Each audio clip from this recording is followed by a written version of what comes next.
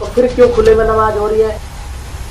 तो हमने क्या चूड़ियाँ पहन रखी हैं क्या कि शहजाद खान जैसे लोग इस देश का इस्लामीकरण कर लेंगे, गुड़गांव का कर। लव जिहाद, लैंड जिहाद, इस्लामीकरण, या मुसलमान उन बेटियों को वापस लौटा दे, वरना जिस भाषा में समझेंगे उसी भाषा में इनको जवाब देंगे। तुम्हारे पूर्वज हिंदू थे तो मुसलमान कैसे हो गए? नमस्कार साथियों, मैं प्रशांत शर्मा स्वागत करता हूं आप सभी का पैसिफिक न्यूज पर। तो आज हमारे साथ खास बातचीत में मौजूद रहेंगे एक हिंदू कट्टरवादी, हम नेता तो उन्हें नहीं कहेंगे, पर एक हिंदू कट्टरवादी व्यक्ति हैं जो हमारे साथ मौजूद हैं, जिनका नाम है दिनेश भारती जी। तो दिनेश भारती जी, सबसे पहले हम आपका स्वागत करते हैं पैसिफिक न्यूज पर। जी प्रशांत जी, आपका, आपके न्यूज़ चैनल का, और मेरी बात सुनने के लिए, लोगों तक पहुंचाने के लिए आपका बहुत बहुत हार्दिक अभिनंदन, आभार। आप हमारे यहाँ आए, आपका स्वागत है। दिनेश जी, हमने आपका इंटरव्यू देखा है काफ़ी खबरों पर, आपके बयान सुने हैं, हमने आपके सोशल मीडिया पोस्ट पर हमने देखा है, आप कुछ शब्दों का अक्सर प्रयोग करते हैं, जिस प्रकार से हो गया लव जिहाद, लैंड जिहाद, इस्लामीकरण। दिनेश भारती जी, इन शब्दों से हम क्या समझ सकते हैं? कृपया हमें विस्तार में बताइए इन सभी के बारे में। देखिए, लव जिहाद आज देश के अंदर बहुत भारी समस्या हो गई है। ऐसे ही धर्मांतरण भी बहुत बड़ी समस्या बन गई है। इसका हमें स्थायी समाधान करना पड़ेगा, इसको रोकना पड़ेगा। और आज देश का युवा सजग है। मुझे उम्मीद है कि वर्तमान की सरकारें, हरियाणा की हो या केंद्र की हो, एमपी में धर्मांतरण पर लव जिहाद पर कानून बना है, उत्तर प्रदेश में बना है, हरियाणा में भी ये कानून बनेगा, प्रोसेस में है। खुले में नमाज पर भी हरियाणा में कानून बनने के रास्ते पर आगे बढ़ रहा है, देर सवेर ये बनेगा जी। और इसीलिए हम इस पे आवाज उठाते हैं कि हमारे हिंदू धर्म पे कुठाराघात ना हो, हमारी बहन बेटियों का जीवन बर्बाद ना हो। जब हिंदू दूसरे के धर्म पर कुठाराघात नहीं करता है तो हमारे धर्म पर कुठाराघात क्यों किया जाता है? हिंदू बहन बेटियों के साथ जो लव जिहाद होता है, मुस्लिम युवा हिंदू बन के, कलावा बांध के, रुद्राक्ष माला पहन के, तिलक लगा के, नाम बदल के उनको अपने जाल में फंसाते हैं जी। इसलिए सीधी साधी हमारी बेटियों का जीवन बर्बाद होता है। उन्हें सच्चाई जब पता लगती है तो बहुत देर हो चुकी होती है। इसी के माध्यम से ये लोग उनका धर्मांतरण कराते हैं। अभी ज़्यादा दिन की बात नहीं हुई है, गुड़गांव के अंदर भी सेकंड कोरोना में 3 बेटियां लव जिहाद का शिकार हुई है, एक भी बेटी वापस नहीं आई है। गुड़गांव का प्रशासन या सरकार यहाँ की या मुसलमान उन बेटियों को वापस लौटा दे, हम अपनी बात से पीछे हट जाएंगे। चकरपुर से एक बेटी लव जिहाद का शिकार हुई, उसको कश्मीर ले जाया गया, उसने धर्मांतरण नहीं किया गया तो उसकी वहाँ हत्या हुई। ऐसे कितने ही अनेक केस हैं, आप सोशल मीडिया पे डाउनलोड करके देखिए, लव जिहाद के कितने केस हैं, आपकी आंखें खुलेंगी। जी दिनेश जी, ये तो बात थी लव जिहाद की। लैंड जिहाद से आपका क्या तात्पर्य है? देखिए, लैंड जिहाद इस्लामीकरण करने का एक पहली सीढ़ी है मुसलमानों की। जी। इसमें दूसरे देशों से फंडिंग खा के कुछ लोग यहाँ इस्लामीकरण कर रहे हैं। गुड़गांव के अंदर, एनसीआर के अंदर जगह जगह ये लोग हैं। जैसे गुड़गांव में साजिद खान है और हैं, इनको फंडिंग मिल रही है इसलिए काम कर रहे हैं। गुड़गांव के अंदर वक्फ बोर्ड की 10 जमीनों के मुकदमे साजिद खान पे चल रहे हैं। जी। एक उसकी पुत्रवधू ने डाला है उसके ऊपर। जी। उसमें उसको जेल क्यों नहीं भेजा गया? मुझे ही क्यों जेल भेजा गया? क्या मैं हिंदू हूं? हिंदू होकर मैं अपने हिंदू धर्म की बात नहीं कर सकता? अपने धर्म की बात करना अपराध है? या हिंदू बहन बेटी पर जो अत्याचार हो रहा है लव जिहाद के माध्यम से, उसकी आवाज उठाना गुनाह है? या जो खुले में नमाज जो पढ़ी जा रही है, सुप्रीम कोर्ट का आदेश नहीं है, सुप्रीम कोर्ट ने मना किया है, कोई भी धर्म संप्रदाय ऐसा नहीं कर सकता, तो क्या उससे ऊपर मुसलमान हो गए? फिर इसी विषय पर संसद भवन से कोई कानून पास नहीं है, विधानसभा से कोई कानून पास नहीं है, तो फिर क्यों खुले में नमाज हो रही है? कि हम तो 5 मिनट करते हैं, 5 मिनट में कौन सा भगवान दर्शन देता है? हमारे तो ऋषि मुनियों के जन्म बीत गए भगवान के दर्शनों के लिए, तप करते करते भगवान ने दर्शन नहीं दिए। आभास जरूर होता है। कौन सा भगवान प्रकट होता है 5 मिनट के अंदर?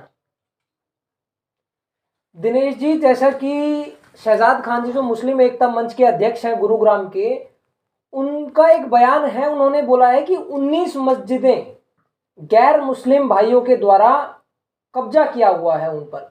तो इस पर आप क्या कहना चाहेंगे? उनका ये कहना है कि 19 मस्जिदें वो हमारी कब्जे से मुक्त कर दें, हम लोग खुले में नमाज पढ़ने से रोकथाम कर देंगे उस पर। देखिए, पहली बात तो ये, इनको अगर नमाज पढ़ने का शौक है, इनके मुस्लिम देशों के पास भी बहुत पैसा है जी, उनसे फंडिंग ले, जमीन खरीदे, अपनी मस्जिद बनाए। दूसरी बात, 19 मस्जिदों का जिक्र किया है, उसकी लिस्ट मैं प्रशासन से मांगूंगा, 1-2 दिन में ज्ञापन दूंगा। वो मस्जिदों की जगह जांच का विषय है। जो 19 मस्जिदों का अगर ये जिक्र कर रहे हैं, मेरे हिसाब से जो आज़ादी के समय जो मुसलमान भारत छोड़ के गए हैं जी, और वो मस्जिद वहाँ बनी है, किस कंडीशन में बनी है? क्या उस समय के आक्रांता औरंगजेब ने या अकबर ने, इन्होंने हिंदुओं की जमीन छीन के तो मस्जिद नहीं बनाई है। उनकी जमीनी रिपोर्ट निकलेगी, उनकी कागजी कार्रवाई हम करेंगे, उनकी जांच करेंगे। लेकिन जब जो मुसलमान वहां से उन जगह को छोड़ के जा चुके हैं, उनको मांगने का तात्पर्य ही नहीं बनता है। इन्होंने स्पष्ट कर दिया ना जी, कि हम तो इस्लामीकरण करना चाहते हैं देश का। तो हमने क्या चूड़ियां पहन रखी है क्या कि शहजाद खान जैसे लोग इस देश का इस्लामीकरण कर लेंगे या गुड़गांव का कर लेंगे? ये समझेंगे तो ठीक है, वरना जिस भाषा में समझेंगे उसी भाषा में इनको जवाब देंगे। जी दिनेश जी, आप अक्सर एक बात कहते हैं कि आप अपना डीएनए चेक करवा लो। तो क्या समझ सकते हैं हम इस बात से? किसके लिए बोला मैंने? आपने काफ़ी बार ये बयान यूज़ किया है कि आप भी हिंदू ही हैं, पहले मुस्लिम जो काफ़ी हमारे भाई हैं, आप बोलते हैं कि आप भी हिंदू के ही वंश हैं। हाँ, मैंने ओवैसी के ऊपर ध्यान दिया है। मुस्लिम समाज में सबसे बड़ा गुनाहगार अगर मुसलमानों का भी कोई है तो अमानतुल्लाह खान और ओसुद्दीन ओवैसी ही है, जो इन सीधे साधे मुसलमानों को भड़का रहे। ओसुद्दीन ओवैसी अपना डीएनए चेक करा ले, उसके पूर्वज कौन थे, हिंदू थे या नहीं थे। जी, या मेवात के सारे मुसलमान चेक करा लो। जी, मैं जेल के अंदर था, मुझे वहां मुस्लिम कैदी देख रहे थे, वो उन्हें पता था कि नवाज रुकवाने का काम यही कर रहा है। मैंने सोचा इनकी मैं शंका का समाधान करता हूं। मैं उनके पास गया, मैंने उनसे सवाल किया। जी, मैंने कहा अभी एक बात बताइए, आप लोग एनआरसी सीए का विरोध करते हैं, अगर एनआरसी सीए लागू होता है तो किसका फायदा है? 10 करोड़ इस देश के अंदर, हमारे देश के अंदर रोहिंग्या मुसलमान और बांग्लादेशी घुसपैठिए मुसलमान हैं। अगर वो बाहर जाएंगे तो फायदा किसका होगा?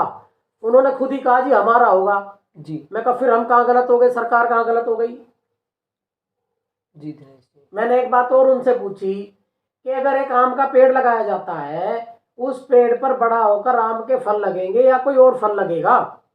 उन्होंने कहा जी आम ही लगेंगे। फिर मैंने उनसे कहा जब तुम्हारे पूर्वज हिंदू थे तो तुम मुसलमान कैसे हो गए? उनकी रगों में तो वही खून है ना। संत महात्माओं ने कहा कि एक कप अगर कोई शराब का पी करके संतान उत्पत्ति करता तो हजारों पीढ़ियों तक मार पड़ती है। जी, तो जब जिनके पूर्वज हिंदू थे वो क्यों मूर्खता कर रहे हैं? मूर्खता करेंगे तो वही काम होगा। औरंगजेब की तलवार के डर से जिन लोगों ने तलवार पहन ली, वही अब हिंदू रणबारों की बाकुरों की तलवार से वो सलवार निकलेगी और ये उल्टा पजामा पहनेंगे। दिनेश जी, गुरुग्राम का ये जो नमाज का मुद्दा है, ये आज सिर्फ गुरुग्राम का ना रहकर राष्ट्रीय अंतर्राष्ट्रीय स्तर तक ये पहुंच चुका है मुद्दा। अमित शाह जी इस मुद्दे पर बयान दे रहे हैं। दिनेश जी, अमित शाह जी जब इस बात पर बयान दे सकते हैं तो गुरुग्राम के सांसद, गुरुग्राम के विधायक, उनका बयान कुछ भी नहीं आया, उनकी तरफ से कोई भी प्रतिक्रिया नहीं दिखाई गई। इस पर आप क्या कहना चाहेंगे? क्या प्रतिक्रिया है आपकी इस पर? देखिए प्रशांत जी, मार्च अप्रैल में भी मेरी रिपोर्ट, मैंने कहा है शुरू से मैं 3 जगह रिपोर्ट करता हूँ, डीसी इंटेलिजेंस को, सीपी इंटेलिजेंस को और गृह मंत्रालय मेरी रिपोर्ट जाती है। जी, मैं घर से निकलता हूँ, मुझे कहीं जाना होता है, कोई विषय मुद्दा उठाना होता है, मैं पहले उनको लिख के फॉरवर्ड करता हूँ, जी, फिर मैं वहाँ जाता हूँ, वो इस ऐसा इसलिए करता हूँ, कल को ये ना कह दे कि दिनेश ने वहां जाके दंगे भड़का दिए। जी।